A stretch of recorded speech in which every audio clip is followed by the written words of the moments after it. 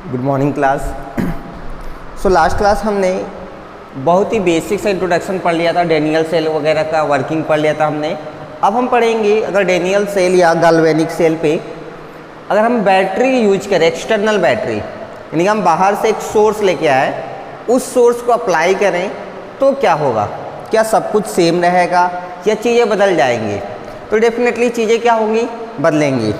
एक लिमिट तक चीज़ें सेम भी रहेंगी और एक लिमिट के बाद चीज़ें क्या होंगी? चेंज होने लगेंगी। आइए देखते हैं कैसे। ये डायग्राम है, ये डायग्राम आपको पहले से पता है। ये क्या हमारा सॉल्ट ब्रिज है, ये क्या करता है? इसके इनर सर्किट को कंप्लीट करता है, प्लस इनकी इलेक्ट्रॉन न्यूट्रलिटी को मेंटेन करता है। किसकी? सॉल्यूशंस की। यहाँ तक क्लियर है। और हमने क्या देखा था, ये जो एनोड है यहाँ ऑक्सीडेशन होता है यानी कि जिंक आयन में कन्वर्ट होता है और इलेक्ट्रॉन लूज करता है। वो इलेक्ट्रॉन यहाँ से ट्रेवल करते हुए कहाँ जाता है? ये इलेक्ट्रॉन यहाँ से ऐसे होते हुए इस डायरेक्शन में यहाँ आता है। इस पे यहाँ क्योंकि इलेक्ट्रॉन आने की वजह से नेगेटिव चार्ज बढ़ जाता है, तो यहाँ के ये पॉजिटिव आयंस को, जो सॉल्ट के पॉजिटिव आयन थे, उसको अट्रैक्ट करता है और यहाँ पे सॉलिड इकट्ठा होने लगता है। यहाँ तक सही है। अब दूसरी चीज़, अब क्योंकि इलेक्ट्रॉन का डायरेक्शन क्या है? लेफ्ट से राइट है, अब हमें बता सकते हैं इलेक्ट्रॉन के डायरेक्शन और करंट के डायरेक्शन सेम होते हैं या डिफरेंट होते हैं? हाँ, हमेशा अपोजिट होते हैं। क्योंकि इलेक्ट्रॉन का डायरेक्शन ये है, तो बताइए इलेक्ट्रिक करंट का डायरेक्शन क्या होगा? ये होगा। एक चीज़ और आगे हम काम करेंगे, आपको ऐसे पता है, फिर भी देख लीजिए। अगर एक करंट इधर से आ रही है इस डायरेक्शन में, दूसरी करंट अगर हम इस डायरेक्शन में प्रोवाइड करें, तो बताइए कि दोनों का जो सम आएगा वो इनके प्लस करने से आएगा या इनके माइनस करने से आएगा? हाँ, इनके माइनस करने से आएगा। रीजन, डायरेक्शन अपोजिट है ना। अगर आप मान लेते हैं ये पॉजिटिव, तो ये नेगेटिव की तरह काम करेगा, या अगर आपने इसको पॉजिटिव मान लिया तो ये नेगेटिव की तरह काम करेगा। और पॉजिटिव नेगेटिव जब भी सॉल्व करेंगे आपको क्या मिलता है? हाँ, वैल्यू छोटी मिलती है, यानी कि सब्ट्रैक्ट होता है। बात तो यहाँ तक क्लियर है। अब देखिए, तो कुछ चीज़ें आपको क्लियर हो गई हैं, जैसे कि जब ये बैटरी नहीं रहा होगा, अभी हम बात करेंगे ये बैटरी नहीं है हमारे पास, ठीक है, यानी कि हमारा डायग्राम सिर्फ यहाँ से यहाँ तक है। तो बताइए, हाँ, इलेक्ट्रिक करंट इधर से इधर आ रहा होगा क्योंकि इलेक्ट्रॉन इधर से इधर जा रहे हैं, ठीक है। जब इलेक्ट्रिक करंट इधर आ रहा होगा तो ये हमारा डायरेक्शन इधर की ओर ऐसा डिफ्लेक्ट होकर शो कर रहा होगा। चलिए, एक बात, दूसरी चीज़, अगर हम एक्सपेरिमेंटली ये वैल्यू निकालें, इन दोनों सेल के बीच का पोटेंशियल डिफरेंस अगर हम कैलकुलेट करें तो कितना आता है? 1.1 वोल्ट। ये फिक्स है। कॉपर और जिंक दोनों के लिए, दोनों के इलेक्ट्रोड के बीच जब भी पोटेंशियल डिफरेंस आप निकालते हैं वो वैल्यू कितनी आती है? 1.1 वोल्ट आती है। तो ठीक है, ये वैल्यू हमें पता है। करंट यहाँ से आ रही है। अब हम क्या करेंगे, इसमें एक एक्सटर्नल बैटरी बाहर से लगा देंगे। देखिए, यहाँ से हमने कनेक्शन दिया है, ये हमारी सर्किट थी पहले की। अब हमने एक नया कनेक्शन दे दिया यहाँ पर, इसे बोलते हैं रियोस्टेट। हाँ, ये रेजिस्टेंस को कंट्रोल करने का काम आता है। हम मान के चल रहे हैं अभी हमारा रेजिस्टेंस क्या है? 0 है, ठीक है। तो देखिए क्या होगा, यहाँ पर हमारी बैटरी लगी हुई है। कौन सी? External battery. अब एक्सटर्नल बैटरी क्या करेगा? हमें पोटेंशियल डिफरेंस प्रोवाइड करेगा, वोल्टेज। अब मान लीजिए हम 0 से स्टार्ट करते हैं, ठीक है। पहले 0 वोल्ट, कोई फर्क नहीं पड़ेगा, 0 वोल्ट का मतलब कुछ है ही नहीं, ठीक है। फिर हमने दिया उसको 0.5। अब 0.5 वोल्ट से इधर आएगा करंट, कुछ ना कुछ करंट आ रहा होगा और ये करंट इधर जाएगा, जाएगा ना। अब हमें ये बताइए कि जो पहले करंट आ रही थी और जो अब करंट आएगी, दोनों की वैल्यू सेम होगी, छोटी होगी या बड़ी होगी? हाँ, छोटी हो जाएगी, क्योंकि मान लीजिए पहले यहाँ से x अमाउंट का करंट आ रहा था, x एम्पियर। अब इधर से भी कुछ ना कुछ एम्पियर करंट आया होगा। ये जबकि रिवर्स डायरेक्शन में जा रहा है, इसका मतलब इस वाले टोटल वैल्यू को क्या कर रहा होगा? रिड्यूस कर रहा होगा। अच्छा, एक छोटी सी चीज़ और बताइए, डोमिनेट कौन कर रहा होगा? यहाँ 1.1 वोल्ट है और आपने यहाँ मान लीजिए लगाया 0.5 वोल्ट। देखिए किस केस में करंट ज़्यादा रिलीज होगी? यहाँ पर ओम्स लॉ आपने पढ़ा है ना। हाँ, voltage is directly proportional to electric current. तो देखिए यहाँ पर वोल्टेज ज़्यादा है 1.1 वोल्ट, यानी कि यहाँ करंट भी ज़्यादा होगा। अब हम इसको बढ़ा के 0.8 वोल्ट करते हैं, आप बताइए, अभी भी कौन डोमिनेट कर रहा होगा? यही डोमिनेट कर रहा होगा। कोई डाउट है इसमें? नहीं है। अब हमने मान लीजिए इसको बढ़ा के 1.1 वोल्ट कर दिया एग्जैक्ट, तो बताइए क्या होगा? हाँ, 1.1 वोल्ट यहाँ से करंट जनरेट करेगा, मान लीजिए x एम्पियर, क्योंकि ये भी 1.1 वोल्ट है तो ये भी कितना जनरेट करेगा? x ampere. ये x एम्पियर इस डायरेक्शन में मूव कर रहा होगा और ये x एम्पियर इस डायरेक्शन में। आप बताइए कि नेट इलेक्ट्रिक करंट का फ्लो कितना हो जाएगा? हाँ, 0 हो जाएगा।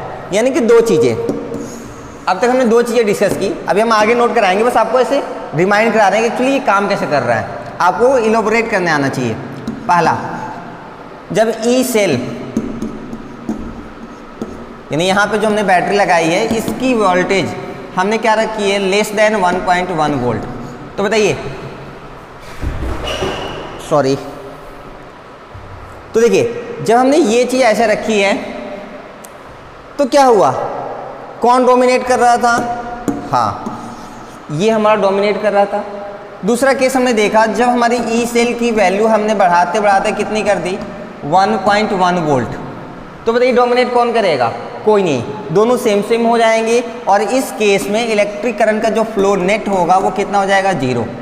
यानी कि इस टाइम पे पूरे सर्किट में कोई भी करंट फ्लो नहीं होगी। ये चीज़ आपको ध्यान रखना है, हम आगे वाले लेक्चर में इसको यूज भी करेंगे।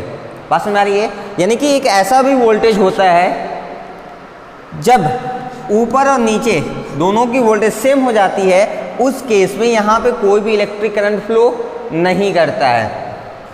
चलिए, अब अगला केस आपको समझ में आ गया होगा क्या करना है। अब हम इसको 1.1 वोल्ट से भी बड़ा करेंगे।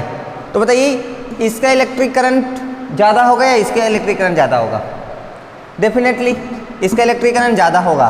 तो आप बताइए डोमिनेट कौन करेगा? ये वाला या ये वाला? हाँ, ये डोमिनेट करने लगेगा। यानी कि अब इलेक्ट्रिक करंट का फ्लो किधर होने लगेगा?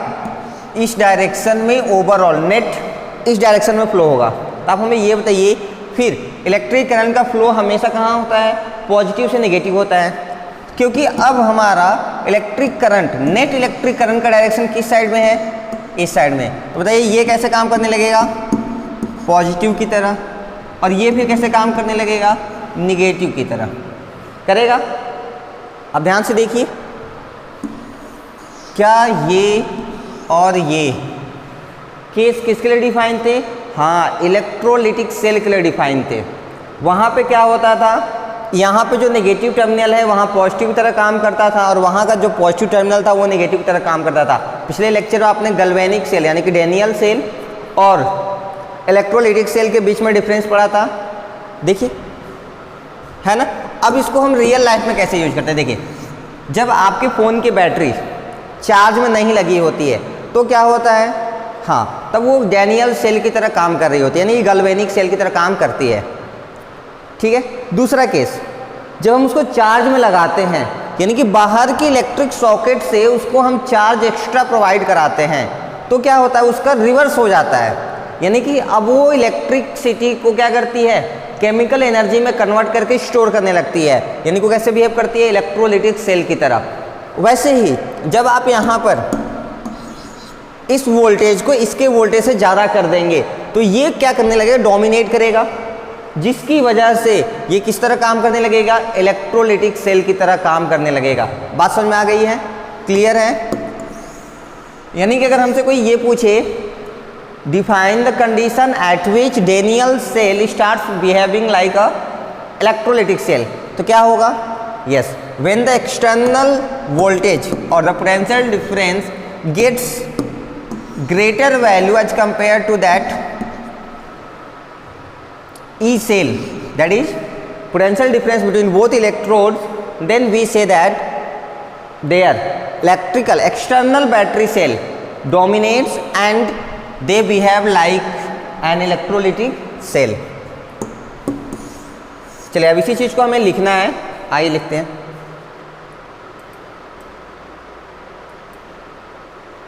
कंडीशन क्या है? When the voltage of external battery is increased slowly, जब हम धीरे धीरे इंक्रीज करते हैं तब। Case 1, when external, E external जो बाहर की बैटरी लगी है उसकी वैल्यू 1.1 वोल्ट से क्या हो?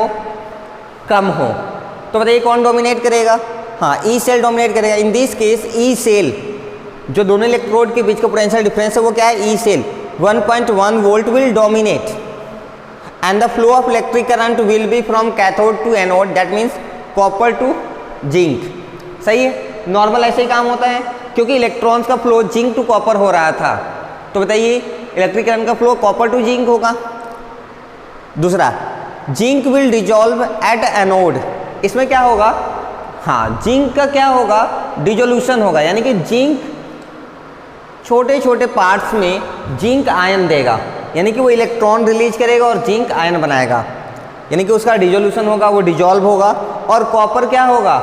डिपॉजिट होगा। Copper will be deposited at cathode, यानी कि जो आपने नॉर्मल केस सीखा था वैसे ही काम होता रहेगा, इसमें कोई भी चेंज नहीं आएगा।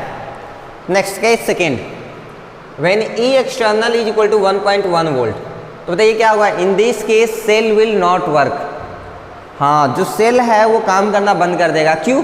क्योंकि इस केस में इलेक्ट्रिक करंट का फ्लो क्या होता है? रुक जाता है। इलेक्ट्रिक करंट हमेशा इसीलिए फ्लो होता है क्योंकि दो टर्मिनल्स या किसी भी दो एंड पे जो पोटेंशियल क्रिएट होता है उसमें डिफरेंस होना चाहिए।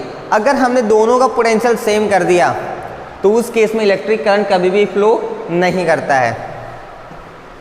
केस थर्ड, अच्छा इसमें वही चीज लिखा है, because potential difference will be same. PD means potential difference. Since cell reaction will be stopped and no current will withdrawn from the cell. Case third, when E external is greater than 1.1 volt, in this case E external will dominate and the flow of electric current will reverse. हाँ, अब electric current का जो flow होगा वो क्या हो जाएगा? उल्टा हो जाएगा। And start from anode to cathode. It shows that polarity will be changed. इसका मतलब ये हुआ कि जो पोलैरिटी है, जो कैथोड था वो एनोड की तरह काम करने लगेगा और जो एनोड था वो कैथोड की तरह काम करने लगेगा। कैसे करता है आपको एक बार फिर से दिखा देते हैं, देखिए।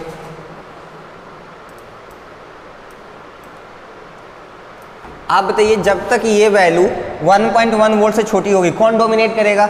ई सेल। ये 1.1 वोल्ट वाला डोमिनेट करेगा। तो बताइए कौन नेगेटिव कौन पॉजिटिव? ये पॉजिटिव है, यानी कि इलेक्ट्रिक करंट का फ्लो यहाँ से यहाँ होगा। क्या है ये? Copper to zinc. अब हमें ये बताइए ये वैल्यू हमने बढ़ा के 1.1 वोल्ट से ज़्यादा कर दिया तो इलेक्ट्रिक करंट इसका ज़्यादा हो जाएगा। तो कौन डोमिनेट करेगा? ये डोमिनेट करेगा। और इसके इलेक्ट्रिक करंट का फ्लो का डायरेक्शन क्या है? ये है। तो देखिए overall net electric current flow का डायरेक्शन क्या हो जाएगा? इस डायरेक्शन में हो जाएगा, क्योंकि ये डायरेक्शन इधर से इधर जा रहा है। तो अब हमें बताइए इलेक्ट्रिक करंट का फ्लो का डायरेक्शन कहाँ से हो गया? जिंक टू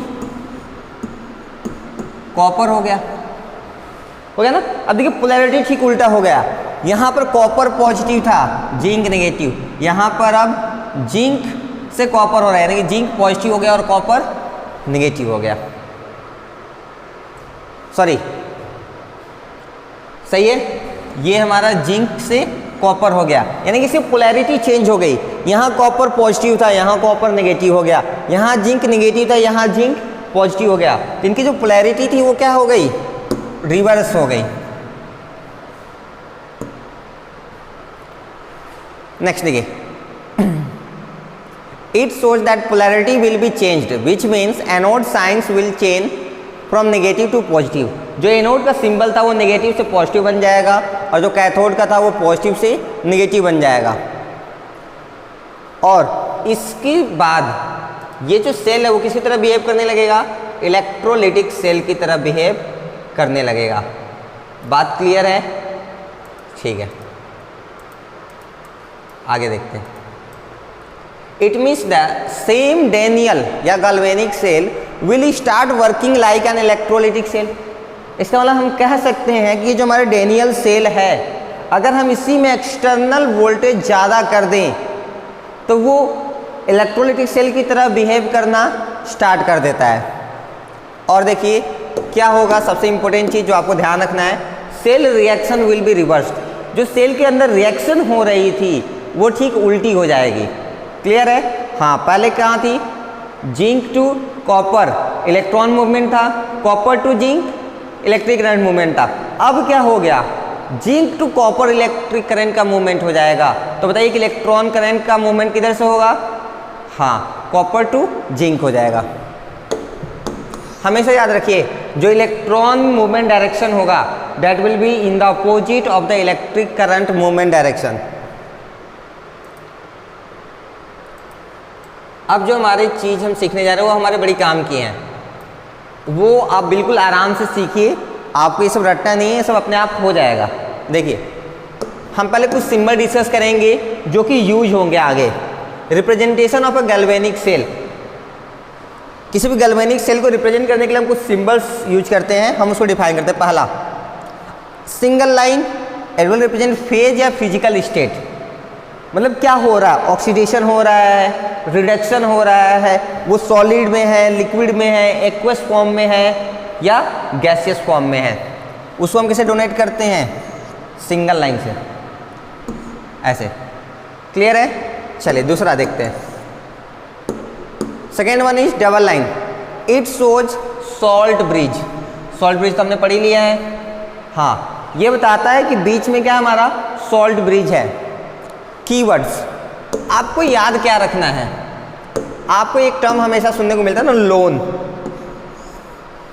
आप इससे अपनी वैल्यू को हमेशा फिक्स करके सॉल्व करेंगे और आपको कभी भी कोई दिक्कत नहीं आएगी। तो एक छोटा सा कीवर्ड है, आप चाहें तो ऐसे भी याद कर सकते हैं, लेकिन ये कीवर्ड से याद करने में फ़ायदा ये है कि आपको ज़्यादा प्रेशर देना नहीं पड़ेगा, आपको हमेशा याद हो जाएगा। L स्टैंड फॉर लेफ्ट, आप चाहें तो यहाँ लेफ्ट साइड लिख लीजिएगा। O stand for oxidation, A stand for anode and N stand for negative. यानी किसी भी डैनियल सेल के लिए हमेशा लेफ्ट साइड में क्या होगा? ऑक्सीडेशन, और वो कैसे काम कर रहा होगा? एनोड की तरह काम कर रहा होगा। टर्मिनल कैसा होगा? नेगेटिव। बात समझ में आई? क्या कह रहे हैं हम कि हमेशा जो लेफ्ट साइड का डायग्राम बनाएंगे आप, इधर वाला, यहाँ पर क्या होना चाहिए? ऑक्सीडेशन। ऑक्सीडेशन का मतलब मान लीजिए आपने यहाँ पर कॉपर लिया है, तो ये कॉपर से कॉपर आयन में कन्वर्ट हो रहा होगा इलेक्ट्रॉन को लूज करके, यानी कि यहाँ पे इलेक्ट्रॉन लूज हो रहा होगा, ये खुद डिजॉल्व हो रहा होगा। बात सही है? इसको बोलते हैं ऑक्सीडेशन। जस्ट लाइक अगर हम लिख दें मैग्नीशियम है और मैग्नीशियम आयन में कन्वर्ट हो रहा है, कितना 2 चार्ज है ना, 2 इलेक्ट्रॉन लूज किया होगा, क्योंकि देखिए ये मैग्नीशियम 2 इलेक्ट्रॉन को लूज करके चार्ज पा रहा है। जब भी इलेक्ट्रॉन लूज होगा आप वहाँ पे किसको बिहेव करेंगे? This is known as oxidation. इसका मतलब हम इसे क्या कहते हैं? ऑक्सीडेशन रिएक्शन कहते हैं। सही है? अगर यही ऐसा लिख दिया जाए कि मैग्नीशियम आयन, अब बताइए मैग्नीशियम आयन मैग्नीशियम कब बनेगा? जब 2 इलेक्ट्रॉन एक्सेप्ट करेगा और क्या बन जाए? मैग्नीशियम बन जाए। अब देखिए ये इलेक्ट्रॉन को एक्सेप्ट कर रहा है, तो ये क्या हो गया हमारा? रिडक्शन। क्या हो गया? रिडक्शन। तो हम जो डिस्कस कर रहे थे वो है हमेशा लेफ्ट साइड में ऑक्सीडेशन होगा, वो जो टर्मिनल होगा वो एनोड होगा। क्लियर है? और उस पर कैसा चार्ज होगा? नेगेटिव चार्ज होगा। ये कब ट्रू है? This is true for only galvanic और डैनियल सेल। हाँ, जब इलेक्ट्रोलाइटिक होता है तो जस्ट रिवर्स कर देंगे आप, वो तो आपको आता ही है। चलिए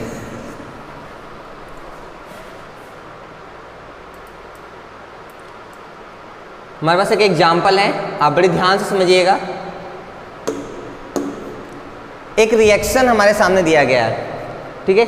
इस रिएक्शन को हमें सेल में रिप्रेजेंट करना है। चलिए देखिए कैसे दिया है। Zinc solid plus copper ion in the form of aqueous converts into zinc ion and copper solid.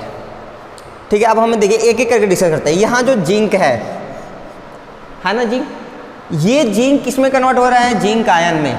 आप हमें ये बताइए कि यहाँ इलेक्ट्रॉन को ये एक्सेप्ट किया होगा या लूज किया होगा? हाँ, इसने 2 इलेक्ट्रॉन लूज किया तब जाके जिंक आयन 2+ चार्ज मिला। जब भी प्लस चार्ज बढ़ेगा तो आप कह सकते हैं हमेशा क्या होगा? वहाँ पर ऑक्सीडेशन होगा। यहाँ पर चार्ज 0 था, यहाँ पर चार्ज 2+ है, चार्ज बढ़ गया, यानी कि यहाँ पे क्या हो रहा है? ऑक्सीडेशन हो रहा है। एक बात। दूसरी ये देखिए क्या है? कॉपर 2+, और ये कन्वर्ट किस में हो रहा है? कॉपर में। तो बताइए ये इसमें क्या हो रहा होगा? कॉपर 2+ मतलब इसके पास 2 इलेक्ट्रॉन कम थे, इसने किसी से 2 इलेक्ट्रॉन लेके न्यूट्रल बन गया, क्योंकि ये 2 इलेक्ट्रॉन एक्सेप्ट कर रहा है, इसलिए यहाँ पे क्या हो रहा है, रिडक्शन। या फिर आप चार्ज से देखिए, यहाँ पर 2+ चार्ज था और यहाँ पर चार्ज कितना है हमारा 0, तो बताइए चार्ज बढ़ा या घट गया, घट गया ना, क्योंकि यहाँ 2+ था वहाँ 0 हो गया, तो 2 से 0 यानी घट रहा है, तो यहाँ क्या हो रहा है हमारा, रिडक्शन हो रहा है। ये चीज क्लियर हो गई, कोई दिक्कत नहीं है। अब बताइए हमने क्या कीवर्ड सीखा था, लोन, यानी कि हमेशा लेफ्ट साइड में हम किसको रिप्रेजेंट करते हैं, ऑक्सीडेशन को। बताइए ऑक्सीडेशन कहाँ हो रही है, यहाँ हो रही है, जिंक से जिंक आयन, हम पहले इसी को लिखेंगे। आपको ध्यान रखना हम इसलिए इसको पहले नहीं लिख रहे हैं कि ये पहले दिया है, हम इसलिए पहले लिख रहे हैं क्योंकि यहाँ क्या हो रहा है, ऑक्सीडेशन। अगर यहाँ ऑक्सीडेशन हो रहा होता तो हम पहले इसको लिखते ना कि इसको, ठीक है। तो आपको ये याद नहीं रखना ये सब पहले है तो हम पहले इसको लिखेंगे, नहीं, जिसमें ऑक्सीडेशन होगा उसको पहले और जिसमें रिडक्शन होगा उसको बाद में। तो देखिए जिंक सॉलिड किस में कन्वर्ट हो रहा है, जिंक एक्वस में, जिंक आयन में। ये देखिए हमारा जो सिंबल ये क्या हमें रिप्रेजेंट करता है, चेंज, यानी हम क्या लिखे हैं, इसको कैसे पढ़ेंगे आप, zinc change to zinc ion, यहाँ तक क्लियर है। दूसरा सॉल्ट ब्रिज। अब रिडक्शन की बात करते हैं, तो बताइए क्या लिखेंगे हम, हाँ, copper 2+ ion converts to copper, copper 2+ aqueous form में मिलेगा, that change to copper solid. यहाँ पे क्या हो रहा है, डिपॉजिट हो रहा है, यहाँ क्या हो रहा है, डिसोल्यूशन हो रहा है, यानी कि ये जो हमारा जिंक है वो अपने सॉल्ट में मिक्स हो रहा है और यहाँ जो इलेक्ट्रोड होगा कॉपर का, वहाँ पे कॉपर क्या हो रहा होगा, इकट्ठा हो रहा होगा।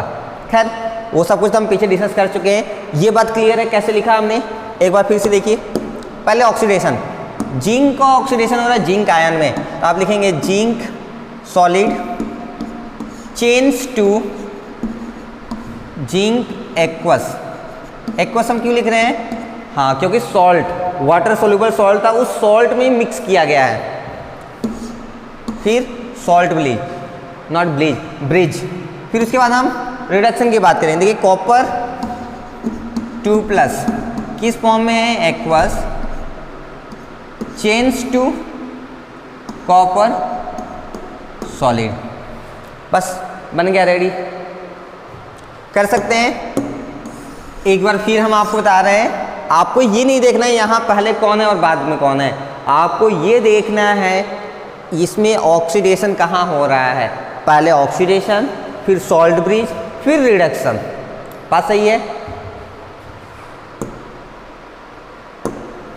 अच्छा एक चीज़ और यहाँ पे आपको बताना भूल गए, देखिए जिंक सॉलिड है, ठीक है, प्योर सॉलिड और प्योर लिक्विड के लिए जो हमारा कंसंट्रेशन होता है वो उसकी वैल्यू हम 1 मोलर मान के चलते हैं। कितना, 1 मोलर। कंसंट्रेशन का मतलब मोलैरिटी होती है, तो हम उसकी मोलैरिटी 1 मान के चलते हैं, यूनिट मान के चलते हैं, इसलिए हम इसको लिखने की कोई ज़रूरत नहीं है, 1 है इसको हम लोग छोड़ सकते हैं। ये देखिए ये भी सॉलिड है, इसको भी छोड़ सकते हैं। अब हमें ये बताइए एक्वस का मतलब प्योर वाटर है क्या, नहीं, एक्वस का मतलब कोई भी चीज़ वो वाटर में सॉल्यूबल है, यानी वाटर में उसको मिक्स किया गया होता। प्योर कब होता, जब हम सिर्फ वाटर लिख दिए होते तब। पास में आ रही है, यानी कि ये क्या है, एक्वस। अगर एक्वस है तो इसकी मोलैरिटी यानी कि कंसंट्रेशन डिफाइन करना होगा। कंसंट्रेशन का मतलब मोलैरिटी, पिछले चैप्टर में भी सीखा था हमने, तो हमें इसकी मोलैरिटी डिफाइन करना होगा। हमने मान लिया ये इसकी कंसंट्रेशन कितना है, C1, ये M स्टैंड फॉर मोलैरिटी, तो इसका हमने मान लिया C2, सही है। अगर ये गैस होता, देखिए अगर सॉलिड है या प्योर लिक्विड L है तो हम इसको रिप्रेजेंट नहीं करते हैं, इसके कंसंट्रेशन को रिप्रेजेंट नहीं करते। क्यों, क्योंकि इसकी रिप्रेजेंटेशन कितनी होती है, 1 मोलर होती है, जो को हम इग्नोर मतलब शो नहीं करते हैं। बात सही है। दूसरी चीज़, अगर आपको एक्वस मिलता है तो हमेशा कंसंट्रेशन को आप क्या करेंगे, शो ऑफ करेंगे। अगर आपको गैस मिल गया तो क्या करेंगे, तो आप कंसंट्रेशन के जगह पे क्या मेंशन करेंगे, प्रेशर मेंशन करेंगे। क्या, प्रेशर, सही है। चलिए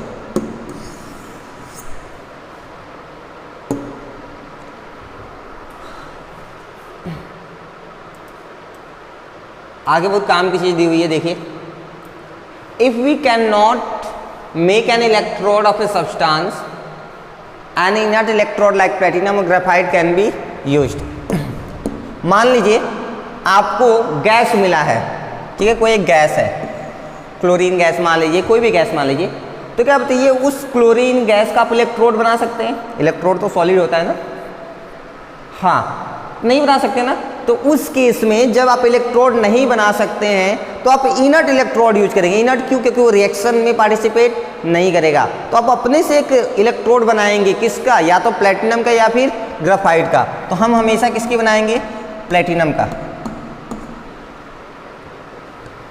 ये कहीं भी सेल के रिएक्शन में पार्टिसिपेट नहीं करेगा। देखिए कैसा भी आप सीख जाएंगे। एग्जाम्पल देखिए, हमारे पास एक नया इक्वेशन है, देखिए क्या दिया है, zinc solid plus 2H plus aqueous converts in zinc ion aqueous plus H2। आप हमें बताइए ये जिंक कैसे बना? जिंक आयन में बताइए ये इलेक्ट्रॉन को एक्सेप्ट करके जिंक आयन बना या लूज करके? लूज करके। या फिर ऐसे देखिए यहाँ पर 0 चार्ज था, यहाँ पर 2 प्लस चार्ज बढ़ रहा है, तो क्या हो रहा है? ऑक्सीडेशन। तो हम पहले ऑक्सीडेशन लिखेंगे, क्या लिखेंगे? Zinc solid change to zinc ion in aqueous salt bridge. अब देखिए ये H प्लस है, ठीक है, ये कन्वर्ट हो रहा है, सो दिस H प्लस। हम कोफिशिएंट को छोड़ देंगे, कोफिशिएंट के साथ हम बाद में डील करते हैं, अभी नहीं। सिर्फ हम क्या लिखेंगे? H plus aqueous converts into H2। अब देखिए यहाँ पे एक सिंगल प्लस चार्ज है, यहाँ पे कोई भी चार्ज नहीं है, नहीं है ना। तो बताइए यहाँ पे क्या होता होगा? Reduction H2 gas. अब हमें ये बताइए क्या जिंक सॉलिड का इलेक्ट्रोड बनाया जा सकता है? बिल्कुल बनाया जाता है, ठीक है।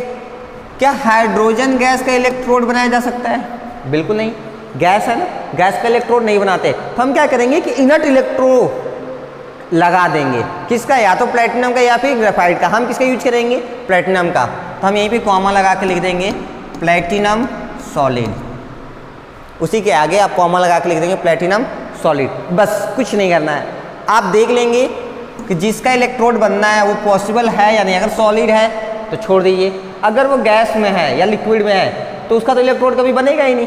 अगर हम कहें कि लिक्विड का अब मार्कर बता दिए, बना सकते हैं? नहीं बना सकते ना, वो सॉलिड होगा तभी, या तो फ्रीज करके बनाएंगे तो भी तो सॉलिड हो गया। लिक्विड फॉर्म में और गैस फॉर्म में मार्कर आप नहीं बना सकते। उसी तरह लिक्विड फॉर्म और गैस फॉर्म में इलेक्ट्रोड को बनाया नहीं जा सकता। तो आप वहाँ क्या करेंगे कि इनर्ट इनर्ट इलेक्ट्रोड यूज करेंगे। क्यों इनर्ट? क्योंकि वो सेल रिएक्शन को डिस्टर्ब नहीं करेगा। और उसके लिए हम क्या यूज करेंगे? हाँ, प्लेटिनम यूज करेंगे। देखिए reaction zinc solid converts to zinc ion aqueous. Zinc solid का इलेक्ट्रोड पॉसिबल है? बिल्कुल पॉसिबल है।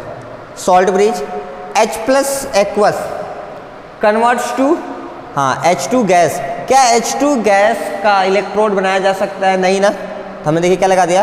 प्लेटिनम। किस फॉर्म में? सॉलिड फॉर्म में। यानी कि हम यहाँ पे इसका इलेक्ट्रोड लगा के काम चला सकते हैं, सही है। अगर यहाँ पे मान लीजिए गैस होता तो इसके आगे भी हम क्या करते हैं? प्लेटिनम का इलेक्ट्रोड लगा देते हैं। बात सही है। दूसरी चीज़, अब देखिए ये सॉलिड है। अभी हमने कहा प्योर सॉलिड और लिक्विड के लिए हम कंसंट्रेशन डिफाइन नहीं करते। तो ये जिंक आयन एक्वस है तो डिफाइन करना होगा, बिल्कुल। तो हमने मान लिया C1 मोलर, मोलर उसकी यूनिट है। यहाँ पे H प्लस एक्वस है तो C2 मोलर। ये हाइड्रोजन गैस है, तो एक गैस के लिए क्या डिफाइन है? प्रेशर। तो हम लिखेंगे P ATM। प्रेशर वो भी किस यूनिट में? ATM में। ये तो इनर्ट है, इससे हमें कोई लेना देना नहीं है। या फिर अगर लेना देना होगा भी तो आप देखिए ये क्या है? सॉलिड है ना। तो सॉलिड में हम इलेक्ट्रोलाइट के लिए तो यूज कर लिए इसको हम। क्या हम सॉलिड के लिए कंसंट्रेशन डिफाइन करते हैं? नहीं करते। क्यों? क्योंकि वो 1 यूनिट होती है। अब हमें लगता है आपको लगभग आइडिया लग गया होगा। चलिए एक क्वेश्चन आप खुद से करिए। हाँ, एक चीज़ आपको सिखाना होगा।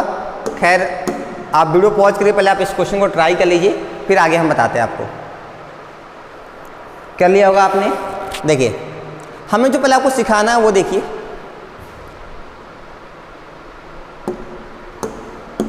मान लीजिए आपको दिया है Cr2O7 उसको बोलते हैं क्रोमेट आयन। क्या बोलते हैं? Chromate ion. अब देखिए इस केस में अगर आपसे पूछा जाता है कि क्रोमियम पे कितना चार्ज आएगा, सिर्फ क्रोमियम पर कितना चार्ज आएगा, तो आपको चार्ज निकालने आना चाहिए। आप मान लेंगे कि क्रोमियम का चार्ज कितना है x, ठीक है, x मान लिया आपने। तो बताइए क्रोमियम के कितने एटम है 2, टोटल चार्ज कितना हो गया 2 × x हो गया, प्लस ऑक्सीजन के कितने एटम है 7। अब हमें बताइए ऑक्सीजन का चार्ज कितना होता है 2 minus is equal to total charge कितना है 2 माइनस। देखिए सॉल्व करेंगे, ये हो जाएगा 2x, 7 2 जब 14 -14 आ जाएगा इज इक्वल टू -2। तो ये हो जाएगा 2x इज इक्वल टू -2 + 14, इसको इधर लेके आएंगे तो इसको सॉल्व कर देंगे, 12 हो गया। x की वैल्यू कितनी आ गई 6, वो भी कैसी पॉजिटिव, यानी कि इस क्रोमियम एटम पर +6 का चार्ज होगा। अभी तो हमने क्वेश्चन में निकाल के दिया है, ये आपको निकालने आना चाहिए। बात सुन आ रही मेरी, कर सकते हैं, कोई डाउट नहीं है। चलिए एक और आप करके दिखाइए हमें, Mn माइनस, ये ट्राई करिए एक बार, कर लिया आपने, ठीक है। इसका आंसर आ गया होगा, मैंगनीज पे जो चार्ज आएगा वो कितना आ जाएगा 9, नहीं 9 नहीं आएगा, 7 आ जाएगा।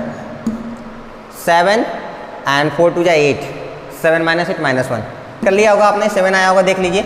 इसका हमने मान लिया x, क्योंकि एक ही एटम है तो x रह जाएगा, प्लस ऑक्सीजन 4 × -2, टोटल चार्ज कितना है, एक ही माइनस है तो -1, ये हो जाएगा x - 8 इज इक्वल टू -1।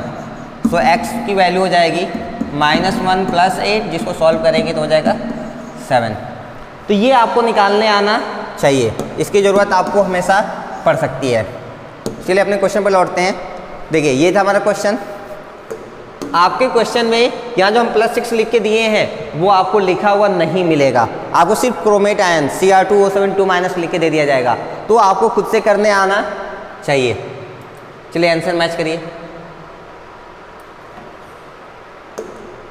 आप इसको पहले छोड़ दीजिएगा, आपका आंसर स्टार्ट होगा ऑक्सीडेशन से। ये देखिए क्रोमियम पे कितना चार्ज है +6 है ना, यहाँ पे क्रोमियम पे कितना चार्ज है 3+। आप हमें ये बताइए कि +6 से अगर +3 हुआ तो इसका चार्ज घटा या बढ़ गया, घट गया, यानी यहाँ क्या हो रहा है रिडक्शन हो रहा है, यानी ये क्या बनाएगा कैथोड बनाएगा।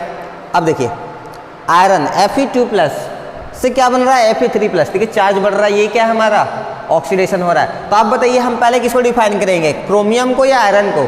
हाँ पहले हम आयरन को डिफाइन करेंगे। क्यों? क्योंकि पहले लेफ्ट साइड में हमेशा ऑक्सीडेशन वाले प्रोसेस को लिखते हैं, यानी हम इसको डिफाइन करेंगे। क्या लिखेंगे Fe2+ aqueous change to Fe3+ aqueous, है ना। फिर सॉल्ट ब्रिज।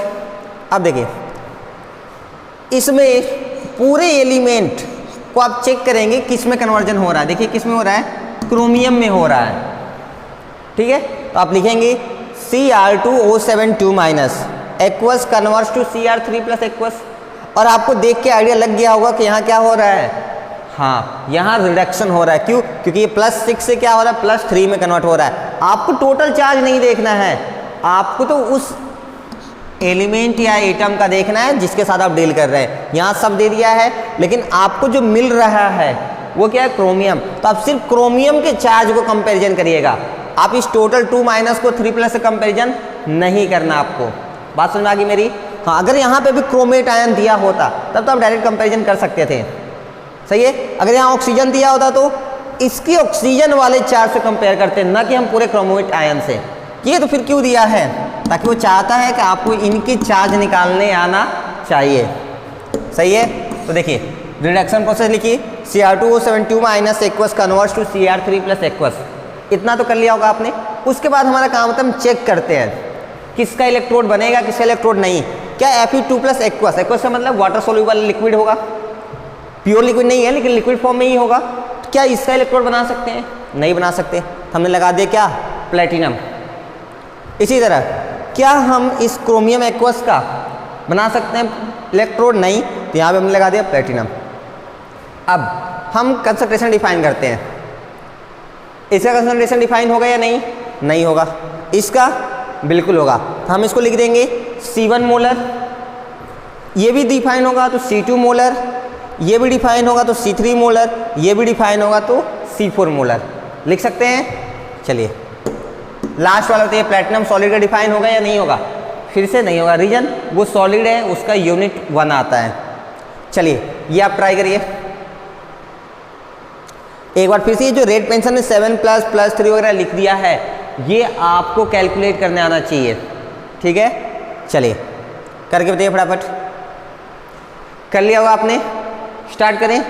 ठीक है, इसमें आपको एक चीज़ नई देखने को मिली होगी। हाँ, वो इसलिए देखने को मिल रहा है क्योंकि वो मीडियम की तरह यूज होता है। यानी बहुत सारे रिएक्शन ऐसे हैं जिसको हम कैरी आउट कराने के लिए कुछ हम एसिड यूज करते हैं। ठीक है, वो एज ए मीडियम काम करते हैं। देखिए अभी समझते हैं कैसे। देखिए आप पहले बताइए रिडक्शन कहाँ हो रहा है। ये देखिए यहाँ 7+ था मैग्नीज पर, यहाँ मैग्नीज 2+ है, चार्ज डिक्रीज हो गया, यानी यहाँ रिडक्शन हो रहा है। ये कैथोड बनाएंगे। ये देखिए क्रोमियम में +3 चार्ज होता है, यहाँ पे कितना है 4+ है, तो यहाँ क्या हो रहा है ऑक्सीडेशन हो रहा है। तो पहले हम इसको डील करेंगे। क्या लिखेंगे हम? क्या हम 5 लिखते हैं? नहीं, हम सिर्फ आयन लिखेंगे। Cr2O4 2- aqueous converts to CO2 gas. सही है। नेक्स्ट देखिए MnO4- aqueous converts to H+ aqueous and Mn2+ aqueous. ये H+ एक्वस क्या है, ये चीज़ आपको समझना है। ये आप कहीं मेंशन कर लीजिएगा यहाँ पे ऐसे करके, दिस इज द मीडियम। इसका यूज सिर्फ इतना है कि ये हमारे इस रिएक्शन को कैरी आउट कराएगा। लिख लिया होगा आपने। चलिए एक बार फिर से देखिए। इसको हम दोबारा इसलिए समझा रहे हैं क्योंकि इसमें मीडियम है।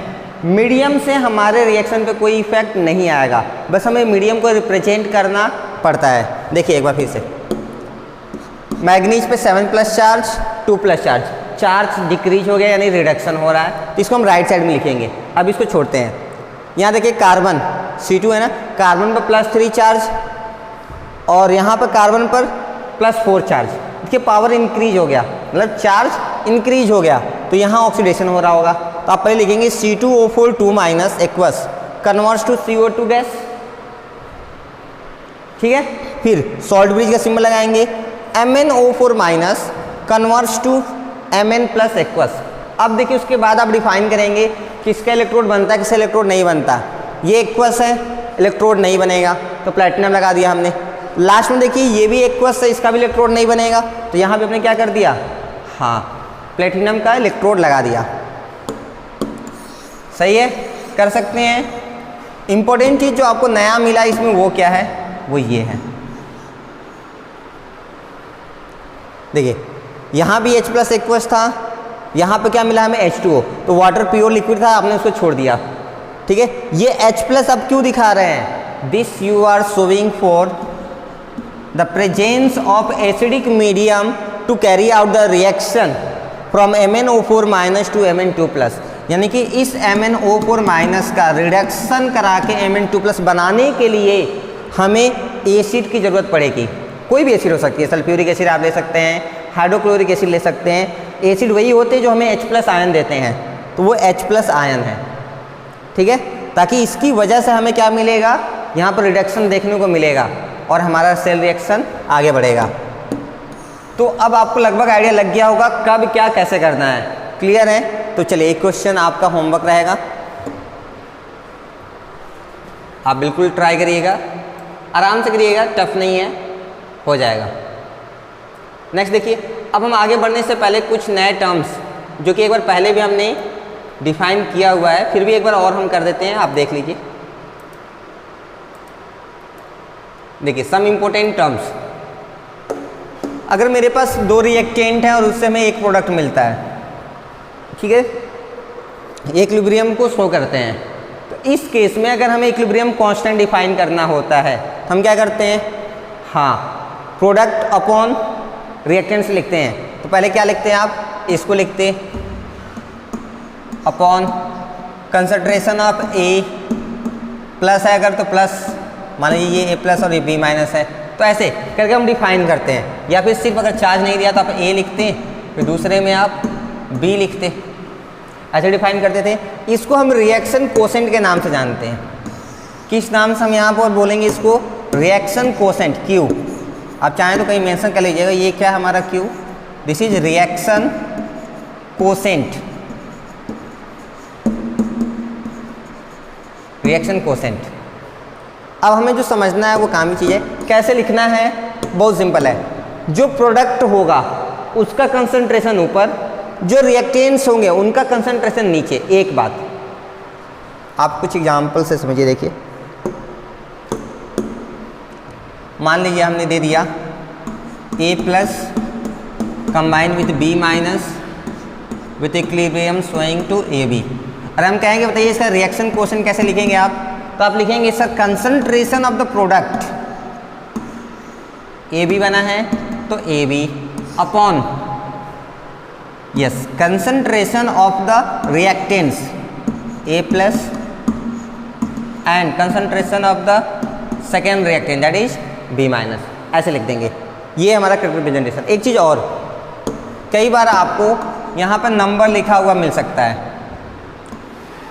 हमने ऐसे जनरली ले लिया है, इस बात से फर्क नहीं पड़ता कि यही आएगा या दूसरा, ठीक है। मान लेते हैं कुछ ऐसा नंबर दिया है, तो क्या करेंगे हम? तो ये जो नंबर आपको यहाँ देखने को मिल रहा है कोफिशिएंट, ये नंबर पावर में जाता है। कहाँ? पावर में। देखिए ए प्लस 4 है तो आप यहाँ पे लिख देंगे 4, बी माइनस अगर 3 है तो 3, ए बी यहाँ पर 2 है तो 2। मान लीजिए यहाँ पे 8 रहता तो ये 8 हो जाता, ये मान लीजिए 7 रहता तो यहाँ 7 हो जाता। यानी कि अगर कोफिशिएंट दिया है तो रिएक्शन कोसेंट लिखते वक्त उस कोफिशिएंट को उसके पावर में लिखते हैं, और इसको हम क्या बोलते हैं? Active mass of A B. इसको हम बोलते हैं एक्टिव मास। ये जो ब्रैकेट हम लगा रहे हैं ना, इसको हम क्या बोलेंगे? एक्टिव मास बोलेंगे। देखिए यहाँ जो प्रोडक्ट बना हमारा सी है, हमने सी लिखा, ए रिएक्टेंट था ए लिखा, बी रिएक्टेंट था बी लिखा हमने, इसको क्या बोलेंगे? Active mass. ये दो तरह से डिफाइन होता है, एक तो कंसंट्रेशन के टर्म में, दूसरा प्रेशर के टर्म में। हाँ, कंसंट्रेशन कब? एक्वस के लिए, प्रेशर कब? गैस के लिए, जो कि किस में रिप्रेजेंट करते हैं हम? एटीएम में। याद आ गया? हाँ, अभी तो पीछे डिस्कस किए थे हम। देखिए प्योर सॉलिड और प्योर लिक्विड के लिए कोई कमेंट नहीं किया गया है, क्योंकि वो आपको पहले से पता है, उसको हम कंसीडर नहीं करते हैं। क्या दिया है? For pure liquid and solid active mass is considered as 1 molar. आप चाहते हैं यहाँ 1 मोलर लिख लीजिएगा, 1 m, सही है। और कुछ है इस पे? नहीं। तो आपको ये रिएक्शन कोसेंट लिखने आना चाहिए, लिख सकते हैं। चलिए अब जो हम सीखने जा रहे हैं वो बहुत ही काम की चीज़ है, that is writing the net cell reaction from representation of the cell. अब हम रिप्रेजेंटेशन ऑफ द सेल से हम उसका नेट सेल रिएक्शन लिखना सीखेंगे। क्या? नेट सेल रिएक्शन लिखना सीखेंगे। ये तो हमने लास्ट क्लास में भी डिस्कस किया था ना। हाँ, हम पहले किसको डिफाइन करते हैं? एनोड का, फिर किसको डिफाइन करते हैं? कैथोड को, फिर वहाँ से हम क्या निकालते हैं? नेट इलेक्ट्रॉन एक्सचेंज, यानी कि इलेक्ट्रॉन्स के नंबर दोनों में सेम करते हैं। अगर सेम नहीं है तो, अगर सेम है तो ऐसे छोड़ देंगे, फिर हम दोनों को सॉल्व कर देते हैं। जो हमें कंप्लीट रिएक्शन मिलता है उसको हम बोलते हैं नेट सेल रिएक्शन। याद है? तो चलिए अभी हम इसका नेट सेल रिएक्शन लिखेंगे, और उसके बाद उसका हम रिएक्शन कोसेंट भी निकालेंगे। देखिए कैसे। मेरे पास सेल का रिप्रेजेंटेशन दिया हुआ है, ठीक है, ये आपको दिया रहता है। आपको इससे क्या लिखना है? नेट सेल रिएक्शन लिखना है।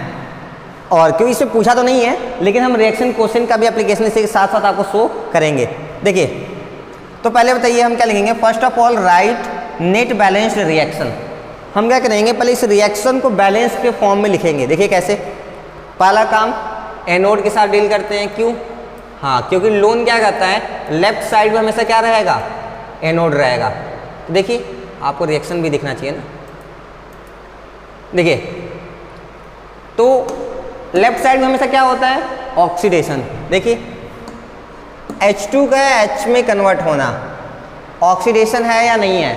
बिल्कुल है। देखिए यहाँ चार्ज 0, यहाँ चार्ज प्लस। तो देखिए एट एनोड क्या हो रहा है, ऑक्सीडेशन हो रहा है। देखिए क्या होगा, H2 gas converts to 2H plus aqueous plus 2 electron.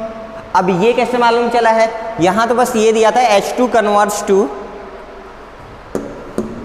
हमें ये दिया है H2 gas changes to H plus aqueous, बस इतना ही दिया था। तो बस इतना दिया है ना, आप लिख लीजिए रिएक्शन को, क्या लिखेंगे, H2 gas converts to H plus, जो दिया बस आप उसको वैसे ही लिख लीजिए। इतना तो लिख ही सकते हैं क्योंकि ये दिया हुआ है। अब हमें ये बताइए, ये H2 है ना, तो बताइए कि यहाँ पे 2 एटम है तो यहाँ पे कितना है, 1 एटम, बैलेंस कर लीजिए, 2 से मल्टीप्लाई कर देंगे, बैलेंस हो गया। अब हमें ये बताइए, ये H2 से 2H प्लस बना तो कितना इलेक्ट्रॉन इससे लूज हुआ होगा, कितना चार्ज है उससे मालूम चल जाएगा। 1 एटम हाइड्रोजन पे 1 प्लस चार्ज दिया है, 2 के लिए 2 प्लस, यानी कि इसने 2 इलेक्ट्रॉन लूज किए होंगे। किसने, हाइड्रोजन गैस ने। जब ये 2 इलेक्ट्रॉन लूज करेगा तो इस पर 2H प्लस आ जाएगा। बात समझ में आ गई। इसी तरह आप मान लीजिए इक्वेशन नंबर 1 है, इसको नेक्स्ट क्या दिया है, SN4 plus converts to SN2 plus. तो देखिए SN4 प्लस एक्वस फॉर्म में है and it converts to SN2 plus aqueous form में। अब हमें ये बताइए, यहाँ चार्ज क्या हो रहा है, डिक्रीज हो रहा है, 4 से 2 यानी रिडक्शन हो रहा है। अगर रिडक्शन हो रहा है तो बताइए ये इलेक्ट्रॉन को डोनेट कर रहा होगा या एक्सेप्ट कर रहा होगा, एक्सेप्ट कर रहा होगा। 4 प्लस का मतलब इसके पास 4 इलेक्ट्रॉन कम थे, 2 प्लस का मतलब अभी सिर्फ 2 ही इलेक्ट्रॉन कम है, यानी कि 2 इलेक्ट्रॉन इसने किसी से ले रखे हैं, दैट इज +2 इलेक्ट्रॉन। लिख सकते हैं, मान लीजिए ये हमारा इक्वेशन नंबर 1, ये हमारा इक्वेशन नंबर 2। इसे हम बोल देंगे एनोड हाफ सेल, इसको हम बोल देंगे कैथोड हाफ सेल, या फिर इसको हम और क्या बोल सकते हैं, ऑक्सीडेशन हाफ सेल, इसको बोल सकते हैं हम रिडक्शन हाफ सेल। ये सब हमने पहले सीख रखा है। अब क्या करना है, दोनों को हम सॉल्व करेंगे। सॉल्व करने से पहले आप हमेशा चेक करेंगे जो नंबर ऑफ इलेक्ट्रॉन्स हैं वो दोनों तरफ सेम है या नहीं। यहाँ तो सेम है, तो यहाँ से हम लिख सकते हैं, बताइए नेट इलेक्ट्रॉन एक्सचेंज कितना आ गया, 2 आ जाएगा। क्या हम दोनों को ऐड करके निकालते हैं, नहीं, हम नेट इलेक्ट्रॉन एक्सचेंज में वो लिखते हैं जितने दोनों तरफ इक्वल में जरूरी होने चाहिए, क्योंकि यहाँ भी 2 हैं यहाँ भी 2 हैं, तो हम दोनों को ना ही ऐड करेंगे ना ही सब्ट्रैक्ट करेंगे। हम बस ये देख लेंगे कि दोनों में सेम लाने के लिए कितना नंबर चाहिए, हमें 2 चाहिए, तो वही नंबर हमारा क्या होता है, नेट इलेक्ट्रॉन एक्सचेंज। अगर मान लीजिए यहाँ 3 होता, यहाँ 3 होता, तो नेट इलेक्ट्रॉन एक्सचेंज कितना होता, 3 होता। यहाँ 7 यहाँ 7, तो कितना, 7। चलिए ये तो रही एक बात। हमें नेट सेल रिएक्शन लिखना है, उसके लिए हम क्या करते हैं, दोनों को प्लस कर देंगे, तो देखिए क्या हो जाएगा, H2 gas plus SN4 aqueous. ये देखिए ये 2 इलेक्ट्रॉन और ये 2 इलेक्ट्रॉन कैंसिल भी हो जाएंगे। क्यों, आप लिख के करके देख लीजिएगा, ये कैंसिल हो जाएंगे। ये आपके लेफ्ट साइड में है, ये आपके राइट साइड में है, चाहे आप इसको उठा के इधर लेके आएंगे तो माइनस होकर कैंसिल हो गई, या फिर इसको उठा के उधर ले जाएंगे तो भी माइनस में कैंसिल हो जाएगा। इधर क्या बचेगा आपको, 2H plus aqueous plus SN4 plus aqueous. चलिए आइए देखते हैं। H2 गैस, ये जो नंबर लिखा है 2 वाला, ये नंबर कहाँ से आया है, ये बैलेंस करने के बाद आया है। एट कैथोड रिएक्शन होगा, इसको हम बोलेंगे reduction half cell. Net cell reaction देखिए क्या आ गया, H2 gas plus SN4 plus aqueous gives us 2H plus aqueous and SN2 plus. सही है। अब हमें जो लिखना है वो है रिएक्शन कोसेंट। अभी हमने बताया था रिएक्शन कोसेंट कैसे लिखते हैं हम, हाँ, प्रोडक्ट ऊपर रिएक्टेंट्स नीचे। तो देखिए प्रोडक्ट में हमें क्या क्या है, H प्लस है और SN2 प्लस है।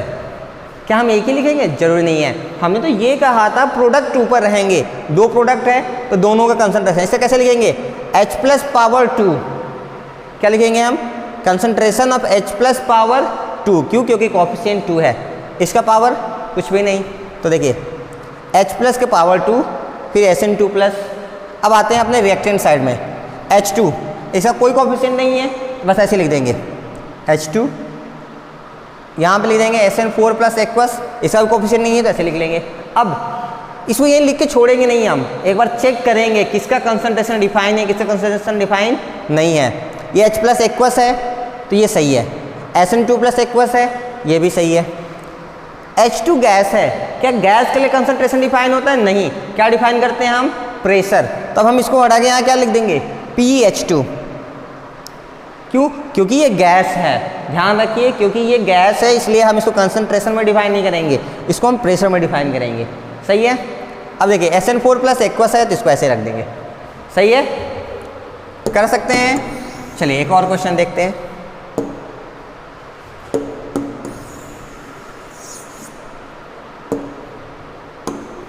आप एक बार इसको ट्राई करेंगे वीडियो पॉज करके, फिर हम डिस्कस करते हैं। चलिए ये रहा आपके पास सेल रिप्रेजेंटेशन। इसकी हेल्प से आपको इसका नेट सेल रिएक्शन निकालना है, नेट इलेक्ट्रॉन एक्सचेंज निकालना है, प्लस रिएक्शन कोसेंट Q भी इसका कैलकुलेट करना है। वीडियो पॉज करें, फटाफट करिए। कर लिया आपने? चलिए देखते हैं। SN converts to SN4 plus. अच्छा ऐसे भी आप देख लीजिए, लेफ्ट साइड में हमसे क्या होता है? ऑक्सीडेशन होता है। या फिर आप ऐसे देखिए, यहाँ पे 0 चार्ज था, यहाँ 4 प्लस है, ऑक्सीडेशन हो रहा है। तो देखिए लिखेंगे एनोड हाफ सेल या ऑक्सीडेशन हाफ सेल। क्या होगा? SN converts to SN4 plus. इतना तो आप लिख ही सकते हैं क्योंकि ये यहाँ दिया हुआ है। उसके बाद हम बैलेंस करते हैं। SN से SN4 प्लस बनने के लिए 4 प्लस होने से बस 4 इलेक्ट्रॉन कम है, तो ये क्या किया होगा? 4 इलेक्ट्रॉन अपने लूज किए होंगे, किया होगा ना, तो प्लस 4 इलेक्ट्रॉन। देखिए SN4 प्लस में से जब 4 इलेक्ट्रॉन निकालेंगे तभी तो इसमें 4 प्लस आ जाएगा। अगर 2 प्लस चाहिए होता तो हम कितना निकालते? 2 इलेक्ट्रॉन्स। ये लिखने आ रहा है आपको या नहीं?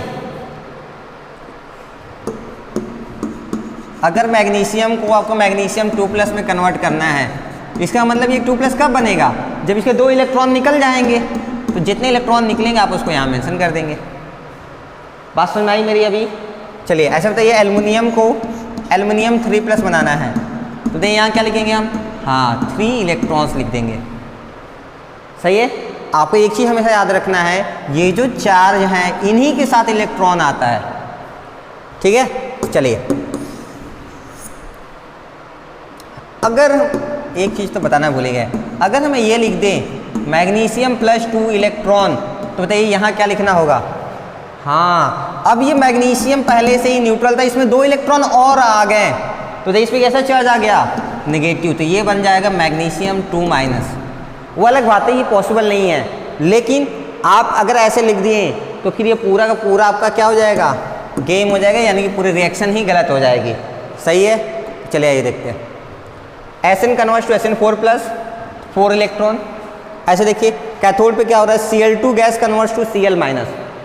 तो आप पहले एक तरफ Cl2 लिखेंगे, फिर दूसरी तरफ Cl माइनस लिखेंगे। चलिए हम लिख के दिखा देते हैं आपको। Cl2 gas converts to Cl minus aqueous, है ना। अब देखिए यहाँ तो न्यूट्रल है, यहाँ पे चार्ज आ गया, आया ना। तो अब हमें ये बताइए, पहले यहाँ पे 2 है तो यहाँ पे 2 से मल्टीप्लाई कर दीजिए, बैलेंस कर लीजिए, एटम बैलेंस हो गया। अब बताइए यहाँ पे कितने टोटल नेगेटिव चार्ज हो गया? 2 माइनस। एक क्लोरीन आयन पे 1 नेगेटिव था, क्योंकि 2 है इसलिए 2 नेगेटिव। क्योंकि हमें यहाँ नेगेटिव चाहिए, तो बताइए हम इलेक्ट्रॉन यहाँ ऐड करेंगे या वहाँ ऐड करेंगे? हाँ यहाँ ऐड करेंगे। कितना? 2 इलेक्ट्रॉन्स ऐड कर देंगे। सही है। देखिए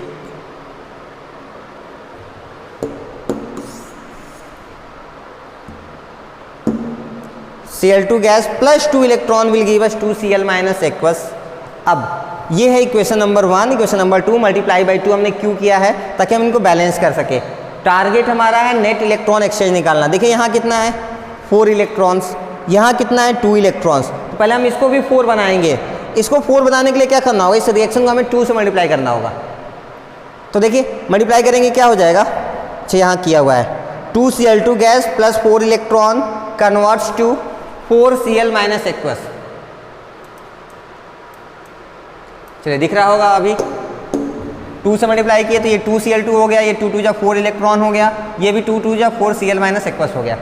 अब देखिए यहाँ भी 4 इलेक्ट्रॉन, यहाँ भी 4 इलेक्ट्रॉन। तो बताइए नेट एक्सचेंज इलेक्ट्रॉन या नेट इलेक्ट्रॉन एक्सचेंज कितना आएगा? 8 नहीं, कितना? 4 आएगा। हाँ सही है, 4 और 4, इसलिए कितना आ गया? 4। चलिए ये तो रहेगी नेट इलेक्ट्रॉन एक्सचेंज। अब हम बात करेंगे किसकी, नेट सेल रिएक्शन की।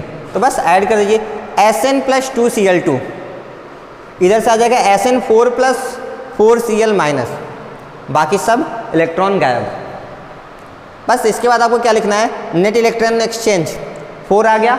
हाँ, रिएक्शन क्वोशेंट लिखना है तो लिख लीजिए, क्या लिखेंगे, Q = concentration of Sn4 plus concentration of Cl minus with power 4, क्योंकि कोएफिशिएंट 4 है, upon concentration of Sn solid plus concentration of Cl2 gas power 2, क्योंकि ये गैस है तो हमें इसको क्या बनाना होगा, हाँ समझ में आ रहा है।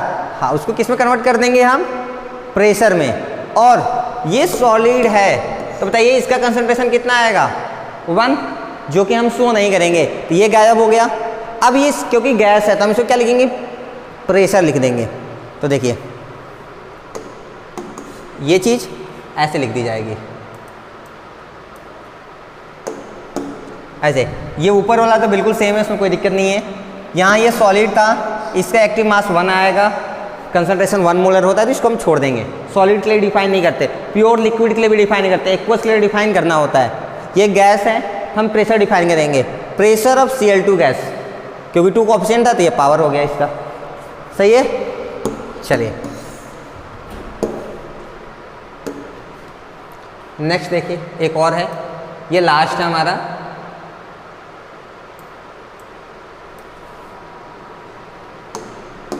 देखिए फिर से हमें सेल रिप्रेजेंटेशन दिया है, हमें नेट सेल रिएक्शन निकालना है। अब आप एक बार फिर से ट्राई करिए, फिर हम इसको ट्राई करते हैं।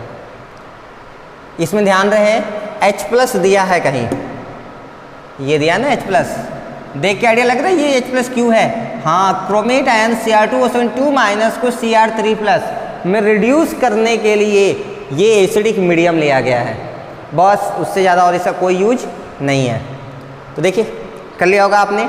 एनोड हाफ सेल की बात करते हैं, Fe2+ converts to Fe3+, Fe2+ converts to Fe3+। बताइए 2+ से 3+ बनने के लिए, हाँ, एक इलेक्ट्रॉन लूज किया होगा, यानी यहाँ माइनस किया होगा, वो यहाँ आके प्लस हुआ है। या फिर यहाँ भी देख सकते हैं 3+ में एक इलेक्ट्रॉन जोड़ेंगे तो कितना हो जाएगा, 3+ मतलब 3 इलेक्ट्रॉन कम है, एक इलेक्ट्रॉन इसने ले लिया तो 2 इलेक्ट्रॉन के इक्वल हो जाएगा, यानी इसके इक्वल हो जाएगा। बात सही है। चलिए, तो ये रहा हमारा फर्स्ट इक्वेशन। अब लिखेंगे हम कैथोड हाफ सेल या reduction half cell. Cr2O7 2- converts to Cr3+। देखिए हमने H+ को अभी छोड़ा, H+ को हम बाद में लिखेंगे, अभी हम विदाउट मीडियम सिर्फ ऐसे नॉर्मल लिखते हैं। इसके लिए हमें क्या करना होगा, ये देखिए क्रोमियम के साथ डील कर रहा है, किसके साथ, क्रोमियम के साथ, तो आपको इसमें क्रोमियम के ही चार्ज के साथ डील करना पड़ेगा।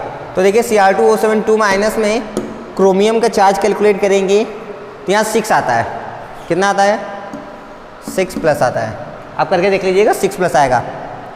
अब देखिए एक क्रोमियम एटम पे 6+ है, कितने टोटल है यहाँ पर, 2 है ना। तो देखिए टोटल चार्ज इस पर कितना हो गए, 12 इलेक्ट्रॉन्स, यानी कि 12 पॉजिटिव हो गए। हाँ, इलेक्ट्रॉन्स नहीं, 12 पॉजिटिव कर लीजिए। तो देखिए 12 पॉजिटिव है, यहाँ पे कितना, क्रोमियम का एक एटम है, इसको हम क्या कहते हैं, पूरा लिख के ही दिखा देते हैं। देखिए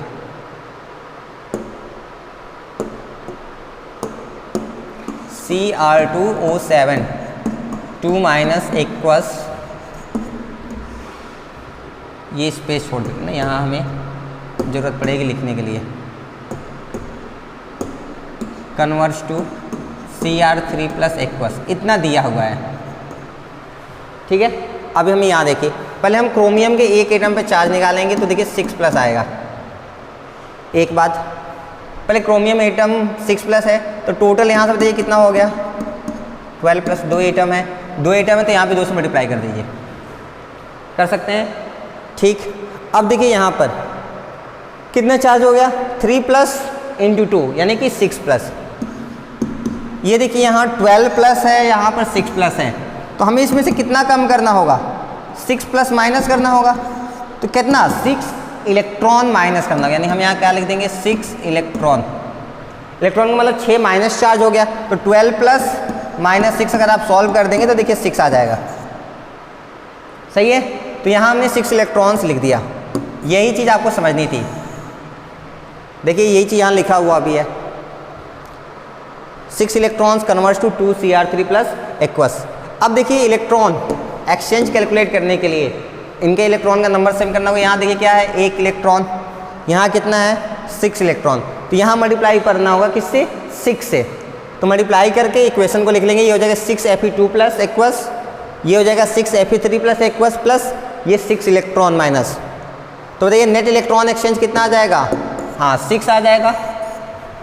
उसके बाद नेट सेल रिएक्शन कितना हो जाएगा, 6Fe2 plus aqueous plus Cr2O7 minus aqueous gives अस 6Fe3 plus aqueous plus 2Cr3 plus aqueous. आप मल्टीप्लाई करके देख लीजिएगा, वैसे सेम आएगा। अब देखिए यहाँ पर ये जो नेट सेल रिएक्शन लिखे हैं, अब ध्यान से देखिए, क्या यहाँ पे कहीं भी आपको एसिडिक मीडियम दिख रही है, नहीं ना, जबकि होनी चाहिए थी कि नहीं, हाँ होनी चाहिए थी, तो फिर वो कैसे आएगी। तो बस अभी हम यहाँ पे लिख देंगे विदाउट मीडियम, यहाँ मीडियम को इंट्रोड्यूस करेंगे। मीडियम क्या होता है, H प्लस आयन, तो हम प्लस करके इसमें लिख देंगे H प्लस, क्या लिख देंगे, प्लस करके H प्लस। आप देखिए जहाँ आपने प्लस करके H प्लस लिखा, आपको ऊपर वाले रिएक्शन से जाके चेक करना है, वहाँ कुछ डिटेल्स इसके बारे में पहले से दिया हुआ होगा। देखिए यहाँ दिया है, कितना दिया है, H प्लस एक्वस दिया है। आप इसी H प्लस को यहाँ कॉपी पेस्ट कर लेंगे, सॉरी इस H प्लस को आपने यहाँ लिख दिया। अब आप देख लेंगे कितने आपके हाइड्रोजन एटम आपको मिल रहे हैं। हाइड्रोजन तो आपको खैर नहीं मिल रहा है, आपको क्या मिल रहा है, ऑक्सीजन मिल रहा है। कहाँ, देखिए यहाँ पर मिला है ना 7। तो 7 ऑक्सीजन एटम को बैलेंस करने के लिए आप 7H2O मॉलिक्यूल ले लेंगे। क्या लेंगे, 7H2O। क्यों, क्योंकि एक H2O में एक ऑक्सीजन है, तो 7H2O मॉलिक्यूल में 7 हो जाएंगे।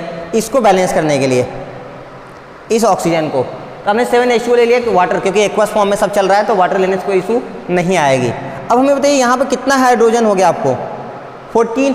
इधर देखिए हाइड्रोजन कहीं बैलेंस नहीं था, यहाँ एक ही H प्लस था, तो आपने यहाँ पे कितना लिख दिया, 14 से मल्टीप्लाई कर दिया। अब आपका नेट सेल रिएक्शन रेडी हो गया विथ मीडियम।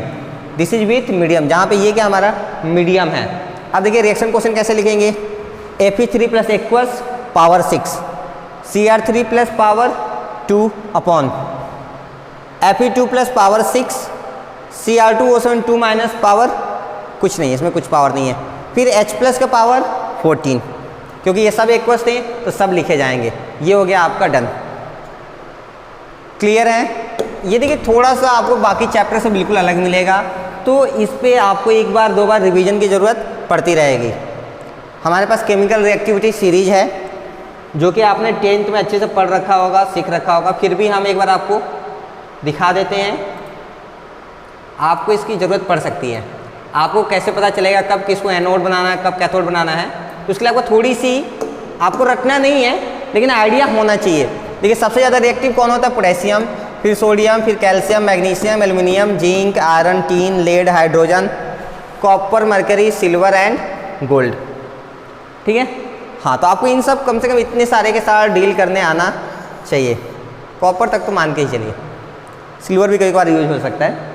आपको ये मालूम होना चाहिए कि इन सब में कौन ज़्यादा रिएक्टिव है। जो ज़्यादा रिएक्टिव होता है वो क्या होता है, मोर इलेक्ट्रोपॉजिटिव होता है। क्या होता है, मोर इलेक्ट्रोपॉजिटिव। इसका मतलब हाँ, इलेक्ट्रॉन डोनेटिंग टेंडेंसी क्या होती है इनकी सबसे ज़्यादा, तो इनको हमेशा हम क्या बनाते हैं, एनोड के तौर पे यूज करते हैं। ये जानने के लिए कि मेरे पास अगर दो एटम हैं तो किसको एनोड बनाएं और किसको कैथोड, क्योंकि दोनों ही मेटल रहेंगे, तो आपको डिसाइड करना होगा किसको एनोड बनाना है, किसको कैथोड। तो उसके लिए आपको चेक करना पड़ेगा किसकी रिएक्टिविटी ज़्यादा। जिसकी रिएक्टिविटी ज़्यादा उसको आप बना देंगे एनोड, क्योंकि वो इलेक्ट्रॉन को डोनेट करेगा। जिसकी इलेक्ट्रो पॉजिटिविटी कम है, यानी कि इलेक्ट्रॉन डोनेटिंग टेंडेंसी थोड़ी कम होगी, रिएक्टिविटी कम है, उसको आप क्या बना लेंगे, कैथोड बना देंगे। ऐसे एक छोटे छोटे एग्जाम्पल देख लीजिए। अब हमें ये बताइए, हाइड्रोजन और कॉपर में रिएक्टिव ज़्यादा कौन है, हाँ हाइड्रोजन ज़्यादा रिएक्टिव है, कॉपर लेस रिएक्टिव है। तो ये सारी छोटी छोटी चीज़ें आपको पता होनी चाहिए, तो आप एक बार देख लीजिएगा। बाकी अब हम नेक्स्ट क्लास में डिस्कस करते हैं। Thank you so much.